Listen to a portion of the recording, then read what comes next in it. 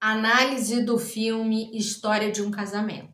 O filme todo se passa no processo de divórcio, mas o tempo todo a gente vai recebendo informações de como era esse casamento. Então é a história de um casamento, sim. Até porque a gente vê que até o final eles têm um vínculo muito forte ainda, é, de afeto mesmo, de uma dinâmica de casal que eles não conseguem abandonar até o final do filme. Duas pessoas ali tentando fazer uma relação funcionar sem sucesso, né? No final, sem sucesso. Que personalidades são essas que a gente identifica no filme? É por isso que eu trouxe essa análise desse filme aqui, para que a gente entendesse um pouco mais isso que é tão comum, que é ver alguém com transtorno narcisista se vincular fortemente a um codependente, que é o codependente eu já falei em outros vídeos no meu canal aqui no YouTube. O codependente, ele é alguém que é, fica muito feliz em servir, que fica feliz quando alguém depende dele. Esse termo codependente surgiu por causa de familiares de dependentes químicos que apresentavam um padrão de comportamento. Depois de um certo tempo estudando as famílias dos dependentes químicos, se percebeu esse padrão de comportamento, que também se configura como um transtorno de personalidade, no sentido de que é uma pessoa, ao invés de ser voltada para si, como um dependente químico, como um narcisista, é alguém que é voltado para fora. Primeiro, o que está fora, o que está dentro de mim não interessa muito. Eu me interesso muito mais pelo que está fora, pelo que o outro sente, porque como que o outro vai ficar, o que o outro vai falar, se o outro vai ficar ali, dependendo de mim, eu preciso o tempo todo alimentar essa dependência. Bom, eu vou falar mais sobre isso ao longo da análise, mas a gente vai ver então ali um casamento entre um narcisista e uma codependente. O marido, né, o Charlie, no filme, é aquele filho de uma família desestruturada, onde há alcoolismo, violência. Então, como eu já falei em outros vídeos meus sobre narcisismo, esse é um pano de fundo comum para quem tem transtorno narcisista, que são pessoas autocentradas ali, os pais autocentrados, envolvidos nos seus problemas, muitas vezes derramando sobre os filhos as suas questões emocionais, a sua dependência, a sua instabilidade emocional, a sua necessidade de ser servido, né? A questão do abuso físico, abuso psicológico, abuso sexual, que muitas vezes o narcisista, depois que se torna narcisista na infância, ele passa por aquilo tudo. Então, por que passa uma criança que está inserida numa família assim? Vergonha, constrangimento, raiva, medo, insegurança, tudo que dificulta muito a estruturação do eu. É uma sensação de que eu não sou visto, de que quando eu me manifesto, eu posso ser ridicularizado, eu posso ser punido. Então, qual é o processo de defesa que essa criança vai fazendo dentro desse contexto caótico? Eu não quero permitir que esses sentimentos venham à tona. É muito dolorido para mim, tá sempre me sentindo constrangido, tá sempre me sentindo inadequado, tá sempre sendo punido por algo que eu sou, por algo que eu faço involuntariamente, às vezes espontaneamente.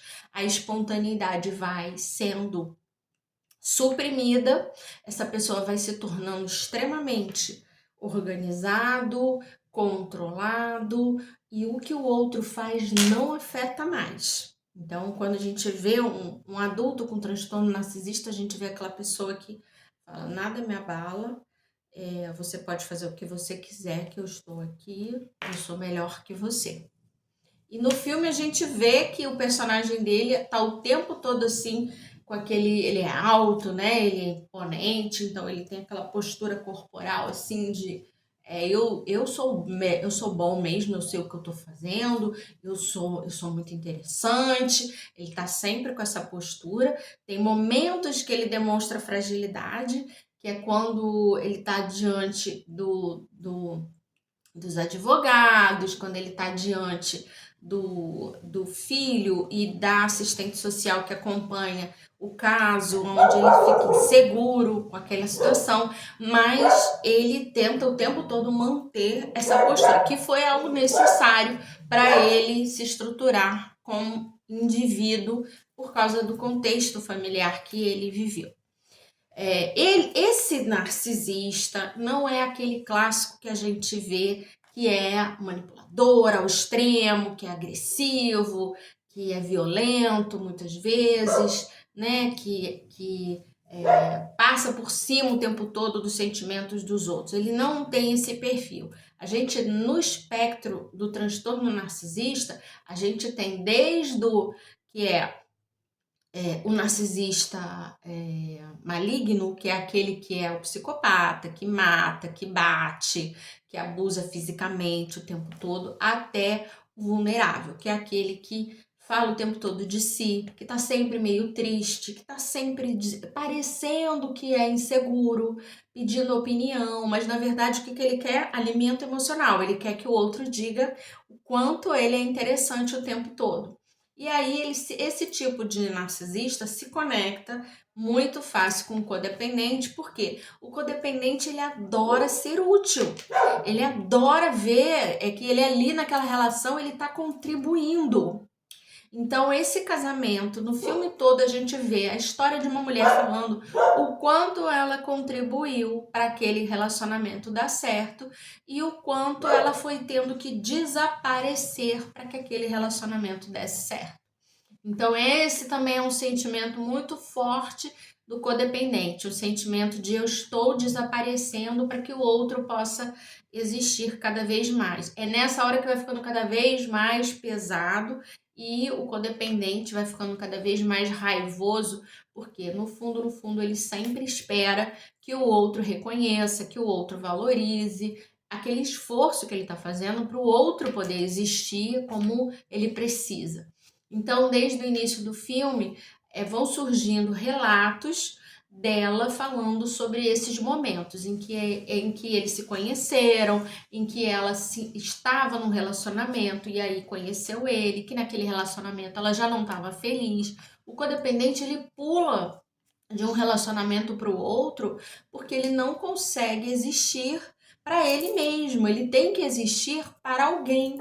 Então ele está sempre num relacionamento novo. Como ele não tem tempo de elaborar de verdade o que deu errado no relacionamento, ele acaba repetindo, sofrendo muito a cada relacionamento essa sensação de estar sendo abusado, de estar sendo explorado, de que não é visto, porque ele fica simplesmente repetindo um padrão, porque o que faz ele se sentir bem com ele mesmo é ele estar existindo para alguém. Então começa tem uma cena em que ela está conversando com a advogada e a advogada fala, né? Eu casei com um narcisista, ele abusou, ele era extremamente abusivo e tal, e eu consegui me libertar. Então essa advogada ela conseguia ver no relato da esposa, né? Toda essa carga emocional de quem está sofrendo abuso por um narcisista. Mas a esposa lá, ela não conseguia ter essa visão. Ela muitas vezes ela escorregava e defendia ele e falava, não, mas ele é um gênio, ele é muito bom, ele é isso, ele é aquilo, ele é um bom pai. Porque ela não conseguia entrar em contato com essa certeza de que ali ela estava vivendo um relacionamento abusivo. Até ali ela estava desconfiada de que ele tinha tido um caso, mas ela não tinha certeza, então ela ainda defendia ele. Nessa cena da advogada, ela relata como que ele se aproximou fazendo love bombing, né? Sendo muito interessante, sendo muito atencioso, horas e horas de conversa. Os primeiros encontros eram assim, a conversa era melhor que o sexo. Então, o que quer dizer isso? Ela se sentia vista, ela se sentia interessante, ela achava que ali naquele momento ela tinha se conectado com alguém que queria realmente que ela existisse. Mas esse é o padrão também do transtorno narcisista, de se aproximar de alguém com esse primeiro interesse, assim, quem é você? Nossa, você... E aí pergunta, e faz muitas perguntas, e quer saber, quer saber, quer saber, porque depois ele vai começar a fazer o espelhamento, ele vai começar a pegar toda essa informação que ele descobriu sobre a pessoa para mostrar para ela assim, olha, você não é tão interessante assim, você precisa de melhorar isso, você precisa melhorar aquilo, a sua atuação não é tão boa assim, eu vou tentar te ajudar para você melhorar e tal, e aí começa o processo de depreciação.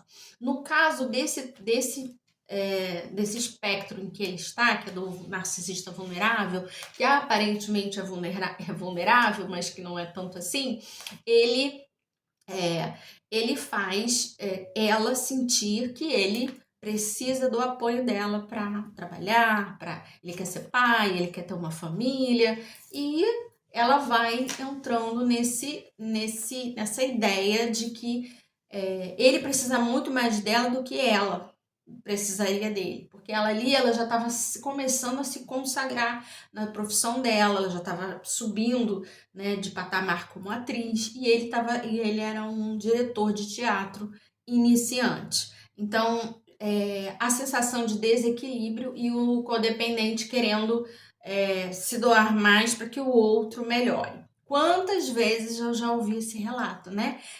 Eu sempre me relaciono com homens que ou estão desempregados ou estão precisando de algum apoio, não estudaram muito, e aí eu apoio, eu incentivo, eu faço ele crescer, eu faço ele se tornar alguém, e aí um belo dia eu percebo que ele nunca gostou de mim, que ele tá me traindo, que ele se acha o máximo e que eu fiquei invisível.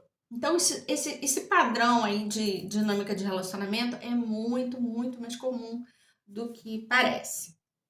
Bom, no relato lá com a advogada, ela fala que ele roubava as ideias dela, ela tinha uma conversa com ele e daqui a pouco ele estava falando dessas ideias numa entrevista, ele estava dizendo que aquilo meio que era a ideia dele, ele nunca dava os créditos para ela, então tudo isso ela foi captando, ela foi vivendo, ela foi observando que ao longo do tempo aquilo ia tirando a autoestima dela, né?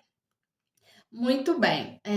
Ela falava que não tinha voz, que ela não podia escolher nem os móveis do apartamento, que ela mudou para o apartamento dele. Então, conforme o relacionamento foi avançando, ela foi vendo e ela foi abrindo mão por causa dessa aparente segurança dele sobre o que ele queria e que ele foi fazendo o espelhamento, mostrando para ela que ele sabia mais do que ela em diversos assuntos, em diversas áreas, né? Ao mesmo tempo, ele dava esses indícios de que ele estava ali só para sugar dela o melhor que ela pudesse oferecer. Quando ele, por exemplo, pegava uma ideia dela e implantava no trabalho, parecendo que a ideia tinha sido dele.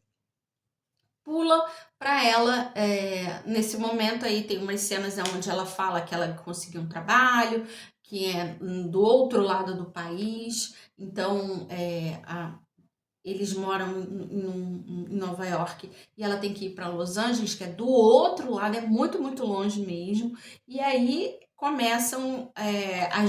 ela começa a se impor nesse momento do casamento, né? Ele fica meio dizendo: ah, mas você vai voltar, a gente conversa melhor quando você voltar e tal, mas ela já estava a essa altura decidida a ficar por lá, independente do que fosse acontecer entre eles dois. Pula para ela na convivência com a família dela. Então eu já falei mais ou menos o que foi, como era a família dele e por que ele foi se transformando nessa estrutura narcisista. E aí a gente observa a família dela em ação, né? A mãe, não se fala do pai ali no filme, mas aí tem essa mãe e uma irmã. E a mãe narcisista. A mãe não aceita limites, a mãe acorda ela de manhã cedo dizendo que ela tem que levantar, que na casa dela tem que ser daquele jeito. Se ela vai no banheiro, a mãe vai atrás e fica ali conversando com ela enquanto ela tá no banheiro, não tem limite, não tem privacidade. A mãe flerta com os companheiros das filhas, tem a outra filha também que já terminou o relacionamento. E aí a mãe fala: "Não, mas eu sou amiga do fulano". Aí a filha fala: "Mas como você é amiga dele? A gente já terminou". Quer dizer, ela fala que vai ter continuar um relacionamento com o marido da filha que está se separando também, que eles têm uma relação especial. Então a mãe narcisista, ela, quando a filha traz, primeiro que ela está sempre competindo com as filhas. E quando a filha traz um namorado para casa, ela tenta seduzir esse namorado de alguma forma, chamando atenção para ela, querendo mostrar que ela é bem mais interessante que a filha, às vezes criticando a filha, falando mal da filha para o namorado, para que ela sempre seja a figura mais importante, a mais interessante, a mais bonita ali. Inclusive, a mãe narcisista deprecia mesmo a filha no sentido de criticar a roupa, criticar o cabelo, criticar, dizer que ela não se veste mal, que ela devia fazer isso, fazer aquilo, porque senão o namorado vai traí-la, etc. Então a mãe narcisista, ela é bem assim, ela deprecia muito as filhas, principalmente nessa fase em que as filhas começam a trazer namorados para casa. Ela precisa parecer que é mais interessante. E no filme fica bem claro, então, a origem da codependência dessa filha, que tinha que se deixar de existir para que aquela mãe pudesse existir, para que aquela mãe pudesse fazer todas as vontades dela. E nisso, esse foi a primeira estrutura de relacionamento que ela teve que lidar, e aí ela teve que realmente ceder, no sentido de, para eu ser amada, eu vou ter que deixar o outro em primeiro lugar, porque senão o outro vai me ignorar, o outro não vai nem notar que eu tô aqui. E aí foi todo esse processo aí de construção dessa estrutura de codependente.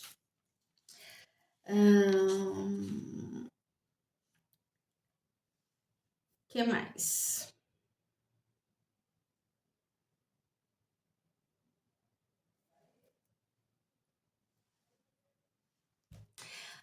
O filho, eles têm um filhinho que parece que está por volta aí dos 5 anos de idade, o filho, e aí o filho já está com problema de prisão de ventre, recebendo presente toda vez que faz cocô.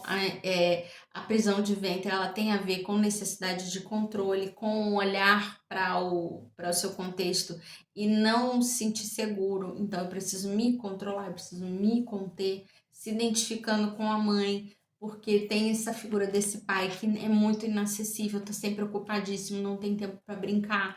Quando está com o filho, esse homem, ele tá sempre no telefone, tá sempre resolvendo um problema, arrastando o filho de um lado para o outro, não dá atenção, não dá atenção, quer impor as suas vontades. Então tem uma cena do Halloween que é bem interessante, que eles ali estão no auge da briga, então ela pega, leva o filho para passar o dia inteiro buscando doces com ela pela rua, e à noite leva para o pai. E o pai, todo vestido, todo fantasiado, esperando o dia inteiro para poder ficar com o filho.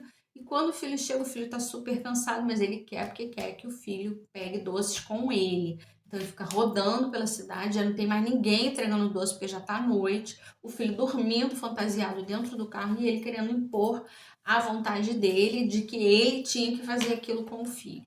Então, é sempre assim, a minha necessidade de satisfação, a minha necessidade de validação, eu preciso me sentir um bom pai, eu preciso sentir que eu estou presente, mas ele estava sempre dando atenção para outras coisas, ficava nessa, querendo ter uma aparência de que estava ali com o filho, mas na verdade ele não conseguia essa conexão, porque o narcisista também tem muita dificuldade para se conectar, para ter uma relação profunda com alguém, né? Ele tá sempre trazendo as necessidades dele primeiro e o outro tendo que se acomodar. Então essa criança já estava apresentando problemas de relacionamento com o pai nesse momento do filme, né? A mãe já estava entrando num processo com o menino de ficar sempre oferecendo presentes, coisas legais para que ele fizesse cocô, para que ele fizesse o que ela queria. Então, já estava entrando numa dinâmica também de troca. Eu te ofereço algo para você gostar de mim. Quando, na verdade, o relacionamento ele tem que ser pautado em eu sou uma pessoa legal, eu sou uma pessoa interessante, e eu sou amado pela pessoa que eu sou, e não pelas coisas que eu dou, não pelas coisas que eu ofereço. Então, o tempo todo no filme foi sendo falado sobre essa questão do quanto que ela abria mão de coisas dela, se colocando ele em primeiro lugar, do trabalho, de deixar de ser atriz, de deixar de aceitar papéis que ele achava que ela não devia aceitar, de deixar de trabalhar para cuidar do filho. E nisso ela foi abrindo mão, né? Ele, por outro lado, em todo o processo do divórcio, ele demora um tempão para ele entender que ela quer se divorciar mesmo. Ele demora um tempão para entender que ela estava infeliz mesmo. Ele o tempo todo ele fala assim, mas você estava feliz sim, você não está entendendo, você não sabe o que você sentia. Ele faz gaslighting com ela, né, dizendo que ela não sabia o que ela sentia, que ele que sabia o que ela sentia, né? O tempo todo no relacionamento também, durante o filme, ele demonstrando que ele era meio destabanado, meio perdido, não sabia das coisas, e ela estava sempre lá, cortando o cabelo dele, ajudando ele a pedir uma comida. Até na última cena do filme, eles ainda tinham essa dinâmica em ele estava com o cadarço do sapato todo desamarrado, ela vai lá e amarra, como se fosse assim, olha, deixa eu fazer algo por você, deixa eu fazer algo por você. Isso você não vai saber fazer, então deixa que eu faço o tempo todo, mesmo ela estando super cansada. Tem um momento assim interessante no filme que é bem característico da relação do codependente com o narcisista, que é a hora que eles se trancam no quarto para tentar chegar num acordo sobre o divórcio, porque o divórcio já estava tomando uma escala assim, uma coisa enorme, e aí eles vão ter uma discussão muito feia em que ela começa a falar o tempo todo como ela se sentia não vista por ele, e o que gerou toda a raiva, a grande raiva dela foi quando ele a traiu.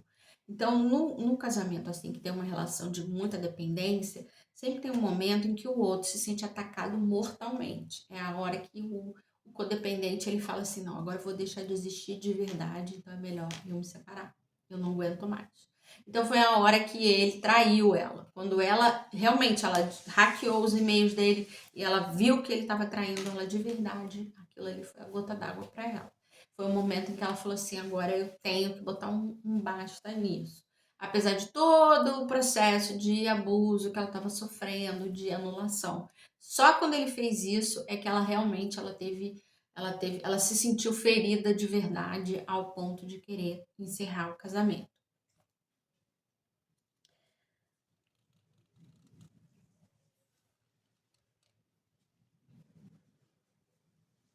Nessa hora, nessa hora da briga é a hora em que ele também tem um momento em que a coisa vai avançando e ele explode e ele fala, eu queria que você morresse. Todo dia eu acordo e penso que você podia ter morrido. Então aquilo ali não era para ela, né?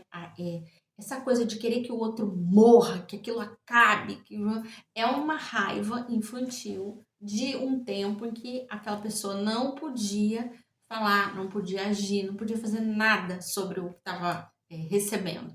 Recebia todas aquelas informações sobre de abuso, de negligência, né, de depreciação e não podia fazer nada. E a vontade que tinha era que o outro morresse mesmo, que é uma coisa bem infantil. Quando a criança ela tá com muita raiva, ela quer que o outro desapareça. Ela não tem noção de que morreu, morreu. Então, muitas vezes ela fala, eu quero que você morra, você podia morrer, alguma coisa assim, mas é essa vontade de que aquilo desapareça. E aí, na hora da raiva, ele ficou tão assim, regredido que ele fala aquilo, aí ele se joga no chão e chora, e chora. E ela calmamente se aproxima dele, né, como uma boa codependente, bem controlada e bem assim, né, eu vou te perdoar. Você tá agindo como uma criança, eu vou te perdoar, né? Dali pra frente é o momento que dá um clique nele que ele fala assim, agora eu vou ter que ceder algumas coisas, eu não aguento mais lutar contra essa separação, né? Eu tenho que encarar a realidade.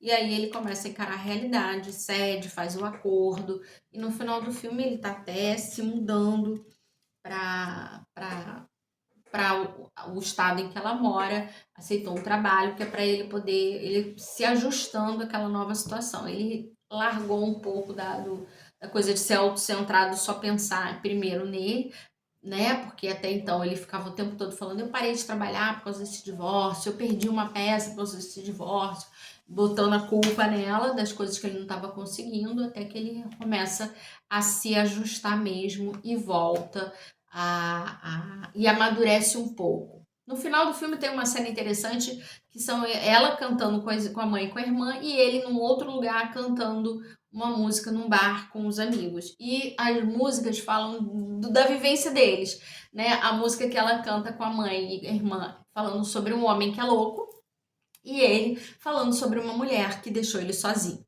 Então, a sensação que ela estava numa música alegre, uma música engraçada, em que ela falando assim, você é louco e eu abro mão de você, né? A música falava basicamente disso. E o dele é o contrário, o dele ele uma música mais triste, uma música mais sofrida, falando de uma mulher que faz ele atravessar um inferno e depois, e que naquele inferno, pelo menos, ela fazia com que ele se sentisse existindo, ela dava apoio para ele existir e que depois nem isso, né? Ele ficou sozinho. E o narcisista, ele odeia ficar sozinho. O codependente também. Tanto que quando acaba o filme, ela já tá num outro relacionamento. Também é bem emblemática aquela cena que tá todo mundo no Halloween com uma certa fantasia, né, de Beatles, todo mundo da família, menos ele que chegou de última hora e botaram um lençol nele para ele ir de fantasma, ou seja, eu não existo mais aqui, né? A casa que era cheia de fotos dele, da sogra, cheia de fotos dele com a esposa, com o filho, não tem mais foto nenhuma dele e ele deixou de existir naquele contexto ali. E ela seguindo o padrão, provavelmente, de novo, numa relação de codependência. Só que ali agora ela também já tinha amadurecido mais um pouco, no sentido de que agora ela era diretora, ela estava vivendo a carreira dela, a profissão dela, do jeito que ela queria, sem esse julgamento e sem essa, essa esse comportamento do outro que tolhia ela, sempre criticando o que ela fazia, né, dizendo que ela não era boa o suficiente. Então esse filme dá pra gente ter uma boa noção de como duas estruturas de personalidade se complementam muitas vezes e alimentam o transtorno um do outro, né, até um ponto que fica insuportável para os dois manter uma relação baseada em projeções, baseada em necessidades infantis de validação que começaram na infância. Quando eles se separam, há um movimento dos dois lados de amadurecimento, de olhar para dentro um pouco e tentar amadurecer um pouco.